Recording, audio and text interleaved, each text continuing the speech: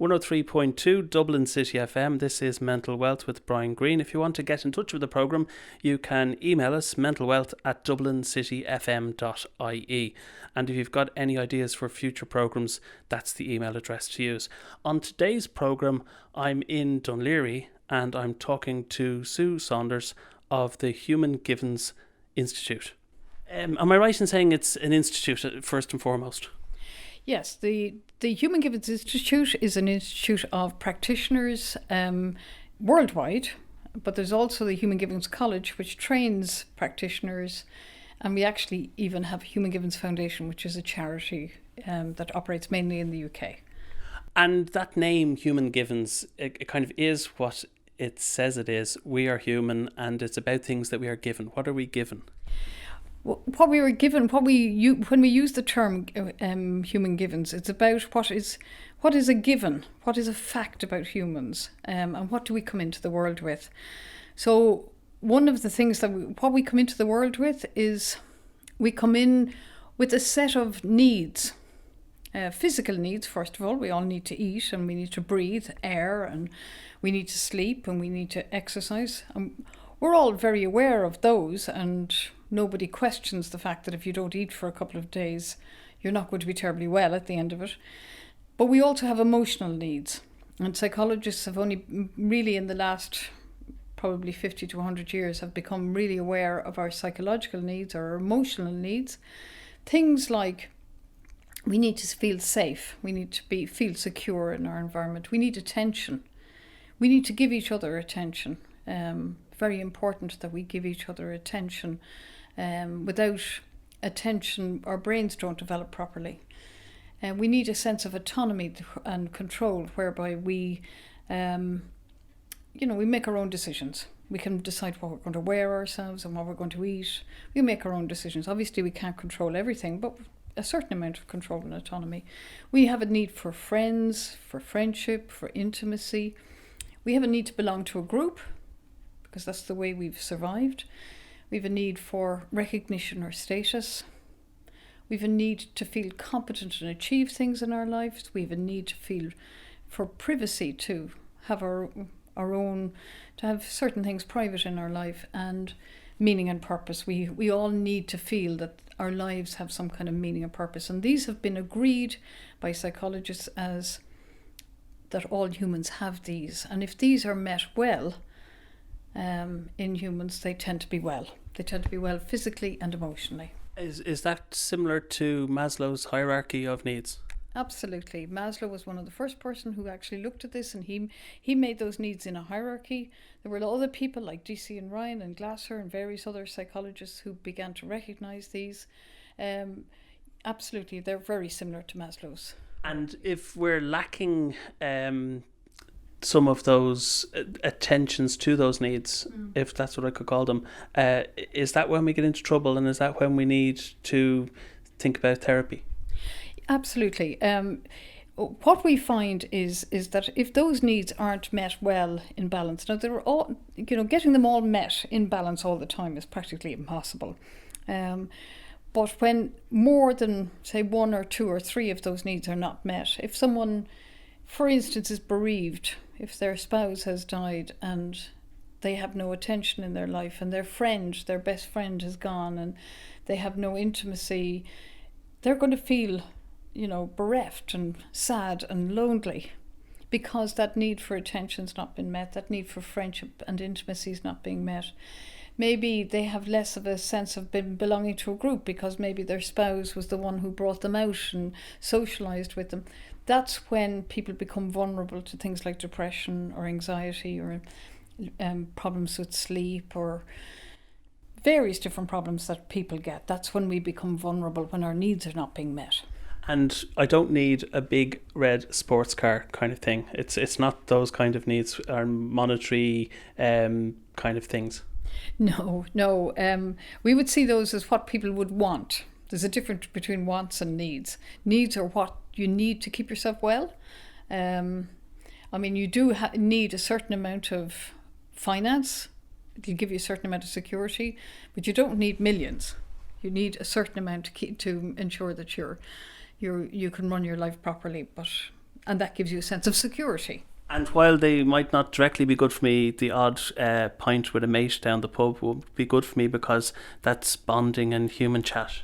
Absolutely. It's not so much the pint, it's the relationship with your pal down the pub, and exchanging attention with someone else and feeling bonded and friendship and belong to the community, the pub community. That's why people go to have those social needs or emotional needs met. You mentioned attention a couple of times. Is that kind of a two-way thing, that I need to give attention to things and also have attention given to me? Absolutely. Attention is incredibly important, and it's often the one thing that's missing when people aren't getting their needs met. It's often what actually happens when relationships, like couples, begin to break down. In the beginning in a relationship, we give each other loads of attention. We're very, very interested in one another. And then as the relationship develops, we put our attention on other things, maybe like work or children or whatever, and then we forget to give one another attention. So attention is really important. In fact, attention is so important for children growing up that so we know, for instance, from the babies in the orphanages in Eastern Europe that they were fed and they were changed, but they were never really given emotional attention. Their brains didn't develop properly. So giving and receiving attention it's like what we would term emotional nutrition. It's like emotional food. That when we sit and we have a pint with our friend down the pub, or we have a coffee with our friend and we have a chat, we feel good afterwards. We've got emotional nutrition, so it is incredibly important. A variant on the attention, and I'm thinking of younger people who want everything now immediately. Is it good to also have that ability to wait your turn and wait time and have patience before things arrive? Oh, absolutely. Absolutely. I think that I think we're doing our children a great disservice by giving them everything that they want right now. I think that learning to take control, learning to be patient, learning to delay gratification is really important. And in actual fact, we know that those individuals, even when they're very small, who can delay gratification, will be able to focus their attention more. They'll be able to learn better and achieve and, stick the pace until they've developed some ability or saved up for something that they really want. There's more pleasure to be got out of that. On a similar note, if I were to receive €100 as a gift, I might be happy. But someone told me that I'd be more happy to have given someone else who needed €100 that I had more than I needed it, that would make me even happier. Possibly, yeah. That would be meeting your need for meaning and purpose. You're making a difference in the world. So the need for meaning and purpose can be met in three different ways. One is by being stretched, by reaching towards a goal. Another one is by being needed and by, making a difference in the world, by giving to others. And then the other one is an overarching philosophical approach to the world.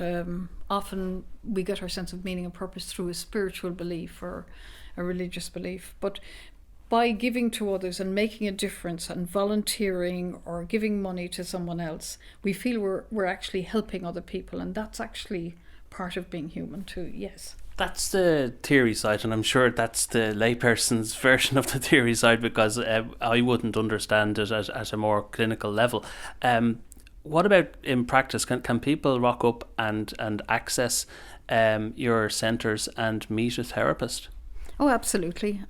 We here in the Dublin Human Givens Centre in Dún Laoghaire, we've got about 5 or 6 different therapists working here. We all see people on a daily basis. There's no waiting list because we don't see people it's a short-term, brief, solution-focused therapy. So we'd see people on average about 3 or 4 times. Some people will take longer, some people will have less. But absolutely, because of the fact that we don't see people for 20, 30, 40 sessions or over a year or something, we always have quite a lot of availability because people come and grow much quicker. So absolutely people can come here. And then if people are interested in training, we have the Human Givens College, which also has a diploma which trains practitioners in the human givens approach for those people who are interested. Just on the practice side, you're saying that the theory that you have developed and the practices that you've developed are so good that they have people in and out over a shorter session time than your hospitals and your clinics and your GPs, and therefore you're actually losing business quicker, which you like. Absolutely, yeah. I suppose it is one of the stranger things about human givens therapy is that people are in and out quicker. But what happens is because of the fact that people feel better quicker, and our aim is to have people feel better after the first session, is that they will tell their friends, oh, go to them, they were really good. We only went a couple of times and we solved the problem and I could get on with my life. So we get a lot of referrals from people who've already been here, yeah. Is it for a range, a spectrum of issues, or is it not for the acute, or is it also for the acute? Oh no, it's for the acute. We would deal with both acute cases, anything from acute cases, right up to more complex cases. And obviously, the more complex cases, people who are on heavy medication and who have been ill for a long time, that's going to take them longer than 3 or 4 sessions, and I would absolutely admit that. But for mild to moderate depression, or for anxiety, or for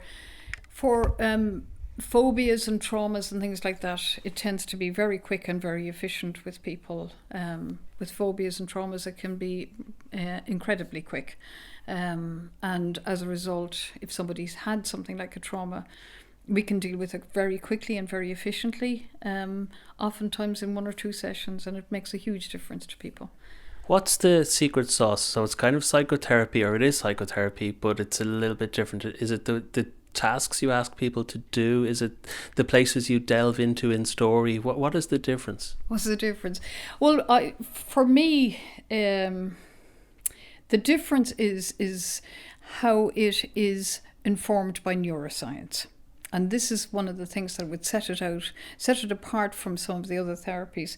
And because it's informed by neuroscience, we work with the way the brain works. We have an approach that really doesn't look at the story that people bring, but we look at the pattern of the story.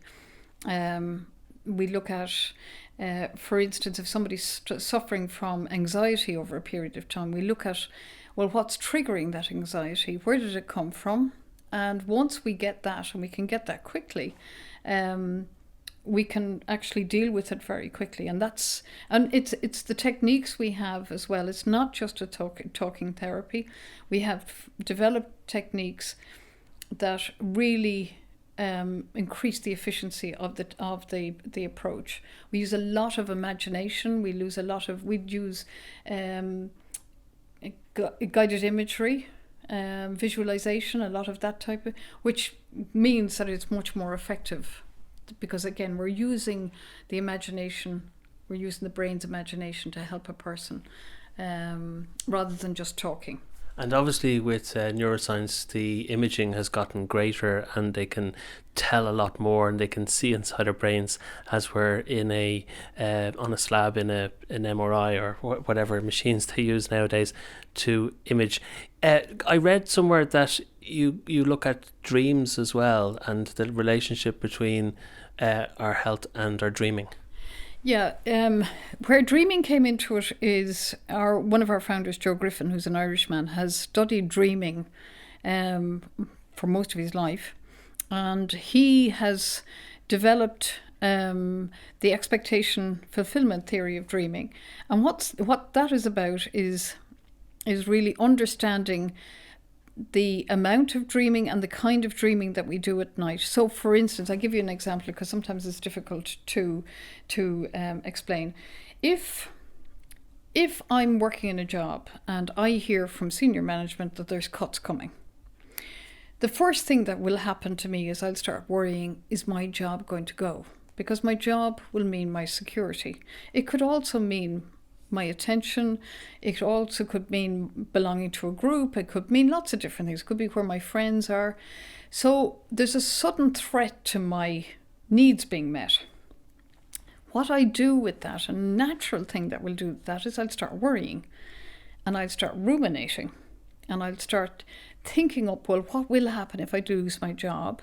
So I'm going to make myself very anxious during the day, because I'm worrying about, well, how am I going to pay the mortgage, and how am I going to feed the kids, and how am I going to pay the bills if I lose my job, and where will I get another job, and I'm too old to get a job, and all that sort of thing. And it hasn't even happened yet, but you're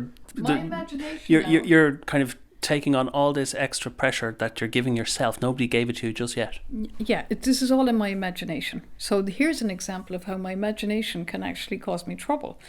So what then happens is, because I'm getting so anxious during the day, and particularly if I'm not taking exercise, or if I don't talk about it, or if I don't express it in some way, the way that my body deals with that, my brain deals with that, is I do excessive dreaming. So I'll have a lot of anxious dreams that night. When we dream more than we should, and a normal non-depressed person will dream about 20 to 25% of the night. If that increases to 30 or 40% of the night, the amount of slow wave sleep, non-dreaming sleep that we do, decreases. And the non-dreaming slow wave sleep actually gives us motivation and gives us energy. So what will happen is, as I worry during the day about losing my job, I'm going to go to bed that night and I'm going to do a lot of dreaming. I won't get enough non-dreaming sleep or slow wave sleep, and I'll wake up tired in the morning and lacking in motivation. And then I start worrying about the fact that I'm lacking in motivation, along with I'm worried about, am I going to lose my job? And the same thing's going to happen the next night, and the next night, and the next night, until I have very little motivation, and then I go to the doctor and he diagnoses that I have depression. And it's all been started by that rumination, a threat to my needs, and rumination about how am I going to get my needs met. So if you can see that there's a huge connection between worrying, rumination, and dreaming, and then lack of motivation turning into depression, it's a cycle. So because we know this, what we can do is go in and break that cycle. And there's two things that we'll do to break that cycle quickly. First of all, explain that to people. And oftentimes people would say, if I stop worrying, will that make me feel better? And absolutely. Now, you can't tell your brain not to do something, so you have to give your brain something else to do.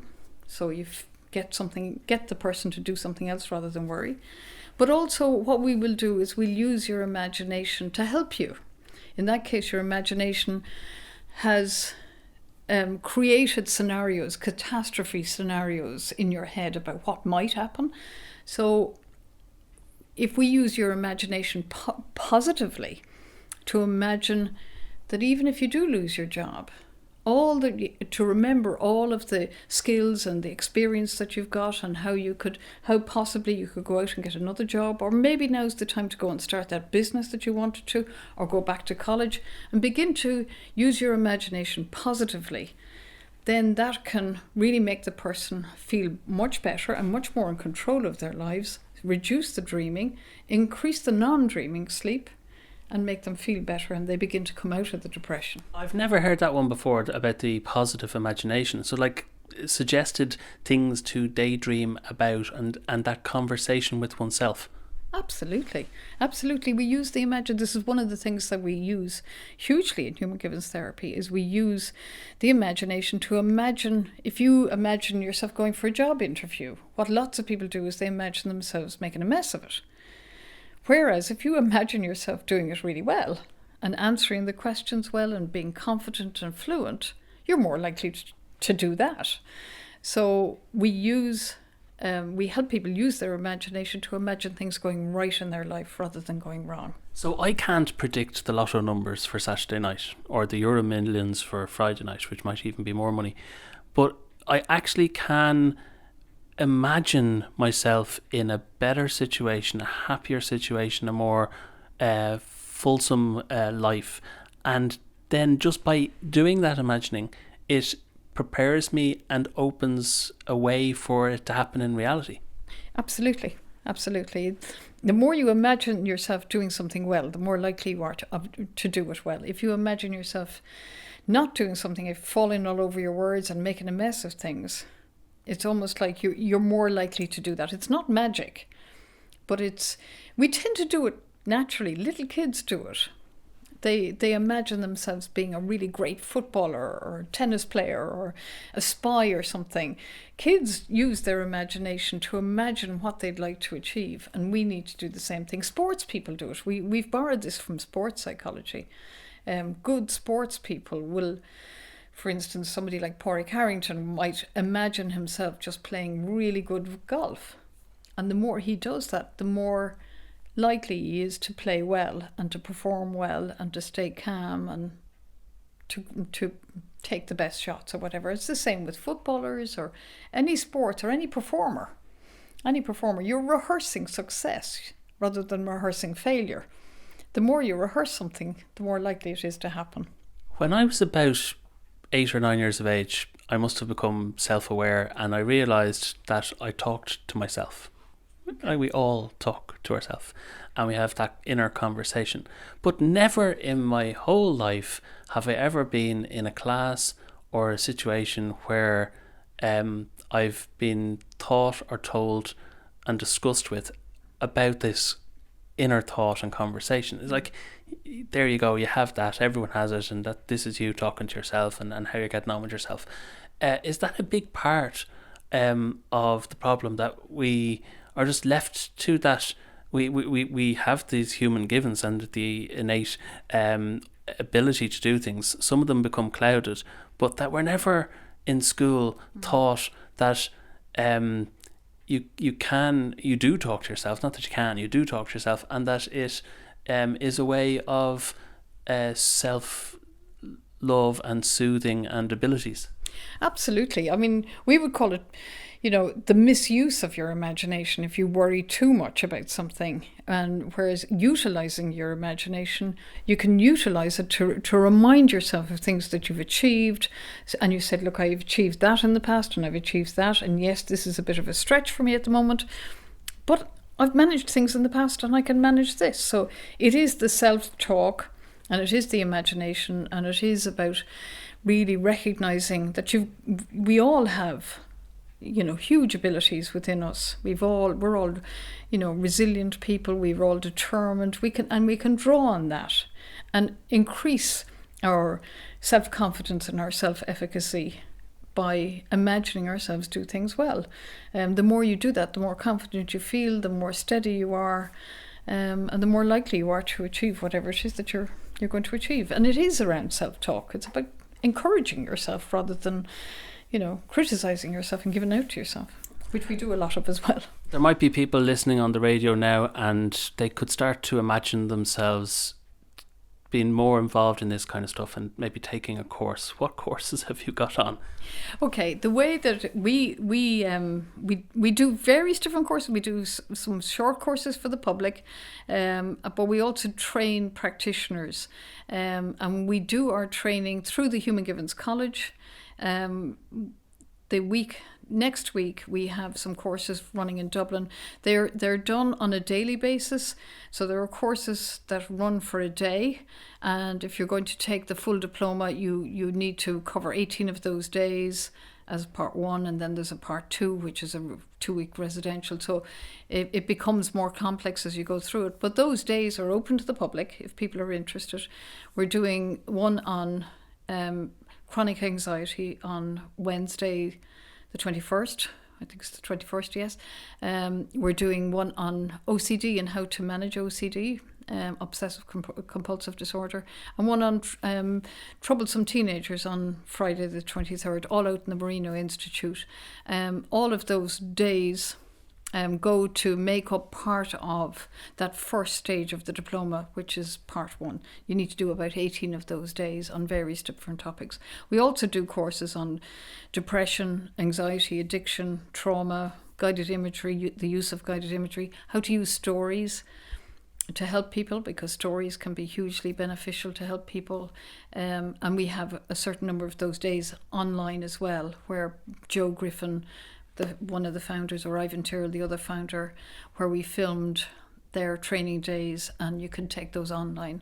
So the Human Givens College trains practitioners, and then, as I say, various different practitioners around the country. Here in the centre of Dún Laoghaire, we do short, 2-hour presentations on various different aspects, and we'll be doing those over the next couple of months as well. And can you train to be a psychotherapist and get a diploma as well? Absolutely, yeah. Those 18 days are part 1 of our diploma, and then there's a part 2 and a part 3. And eventually you can go onto our register and become a Human Givens practitioner on our register. And our register has been accredited by the Professional Standards Authority in the UK. The Professional Standards Authority, you have to go through a whole huge auditing process to ensure that it's well run, and that the governance and the finance and the complaints section of the institute are all run properly. So we have that now about 3 years at this stage. Second last question, where can people find out all this information beyond this interview? Is there a website? There is. The main website is the Human Givens Institute, and that's www.hgi.org.uk. That's the institute website, which is a global website, and there's a huge amount of information about the approach and articles on it about depression and anxiety. If people are interested in the training, they can go to humangivenscollege.com, and that's specifically about the training, and that'll give dates of training days and things like that. And yes, or the Dublin Human Givens Centre as well here. Brilliant. And then the final question, your top tip for people who are driving around Dublin at the moment, listening to the radio, their top tip to look after themselves? Top tip would be to learn to manage their stress level, learn to manage their anxiety and their worrying, and learn to manage their brain. A really, really easy to do things for people who are driving around Dublin at the moment, and you can do it in a car, is a thing called 7-11 breathing. And that's a breathing that really helps to calm down our brain and to manage our stress. And it is basically you breathe in for the count of 7 and out for the count of 11. Basically, you're breathing out longer than you're breathing in. Breathing in, we stress our bodies. Breathing out, we relax. So it doesn't have to be 7 and 11. It could be 4 and 8. But just breathing out. Breathe out longer than you breathe in, yes. And you will de-stress. Sue Saunders of the Human Givens Institute, thank you very much. Thank you, Brian. Today is World Radio Day, UNESCO World Radio Day, so do enjoy your radio for the rest of February 13th. It's the same date every year. I'll be back next Tuesday at 12:30. Until then, have a great week. Take care. Bye-bye.